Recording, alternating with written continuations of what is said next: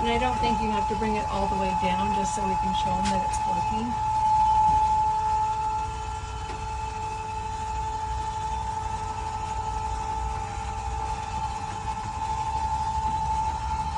You want to bring that one down then?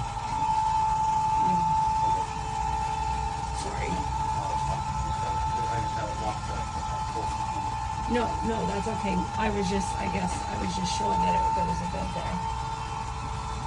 And this one raises up so you can put a four-wheeler in here or an ATV. These make bunk beds. And it also converts into a cushion with a table.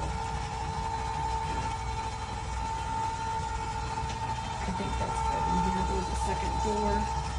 It's automatic, it's a push button. And it has storage. Here's the tabletop for these.